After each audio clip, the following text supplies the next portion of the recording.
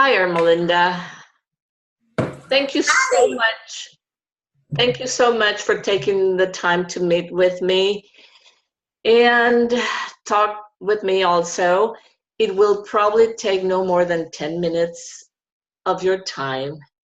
And I know you are at the end of the semester, so you want all the time to study for finals. Yes, I know we have a lot of testing coming up, so I really need to take time to study that, but I don't mind speaking with you. Thank you again. I want to talk to you about an issue that has been on the forefront of the news in police reports and warnings in school for about a decade or so. That's texting and driving. Okay. Okay, I know that texting has become a necessity, especially for those who belong to the younger generation, but even older people are doing it now. So, texting is distracting and causes you to take your eyes off the road. In every second, the driver doesn't have his full attention on the road. The possibilities of an accident happening increases tremendously. What do you think about the accidents caused by texting and driving? Wow, I believe there is a big problem with that. I've seen wrecks off to the side of me, and I wonder at times if they were on their phone. I know I've been at a red light and I noticed people on their phone, and they swerve over to my lane. So I'm curious to know how many of those accidents have been related to using their phone. Do you do you text and drive? I do not text and drive. I have a family, and I feel their life is a little more important than getting that message across to someone. And I try to set an example, so my kids are watching in my behavior, and I'm their model. So I try not to do that. My kids have phones, so I don't want them to say, "Mom did it, so I can do it," when they start driving. That's great. That's great that you're teaching them because that'll stick with them forever. Every time they try to do it, they'll remember their mom. Have you had someone you know or close to you, family member or friends that have been victims of texting while driving or talking on the phone while driving or other distractions? Well, I'm not sure if anyone that I know has done that, but I have a niece that did get her first car and she hit a lady. Now, she's 17 years old, so I'm not sure if it's just being a new driver or was she using her phone. Uh, I don't think the truth came out on that because that was a brand new Camaro and she kind of wrecked it. Oh, So, wow. um, if that was the case, I don't think my brother would have allowed her to drive again. So I can't state if that had to do with it, but I wouldn't surprise me that she may have had her phone near her. Well, that's interesting.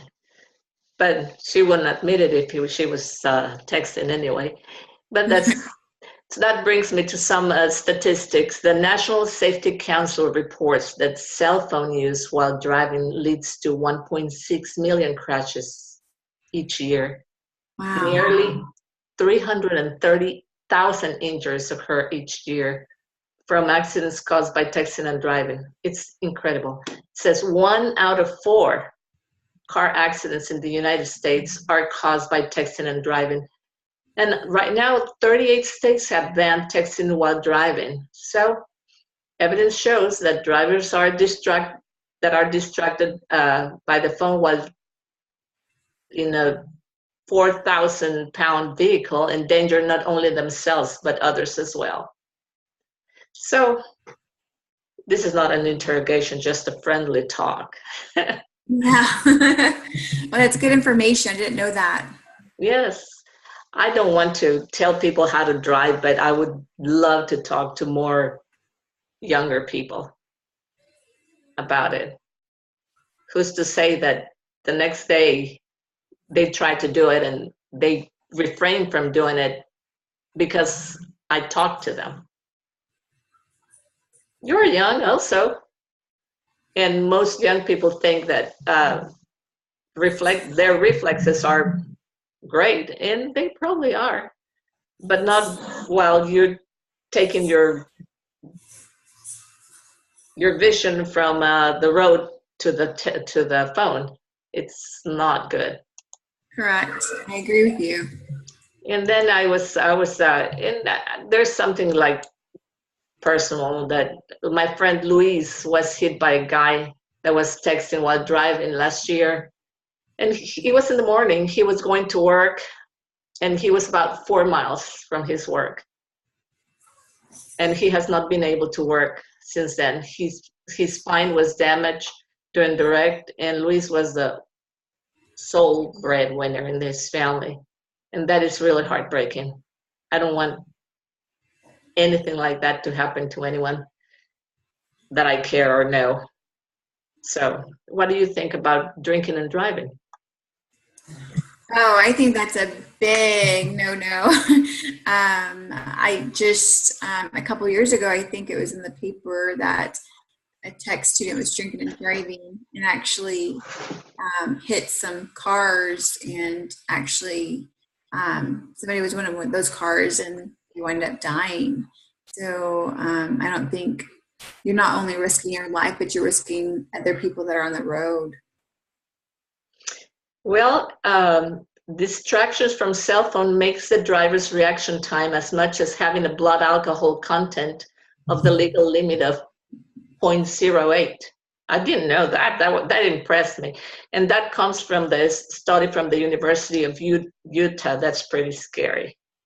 Wow, that is crazy. Yeah, it would affect their lives tremendously. Lawsuits, jail time. No, it's not worth the text. Absolutely not. No. I do want you to pay attention more on the road and everybody else. So it's just keep it in mind. But since you don't do it, I'm so grateful. Yes, I'll share this information with others as well. Yes. So are we at an accordance on this? I hope that I've been able to get through to you and get to an agreement that texting and driving is dangerous. At the least, if you are going to text, or your car, pull it over and you can just wait. But no text is worth risking your life or somebody else's.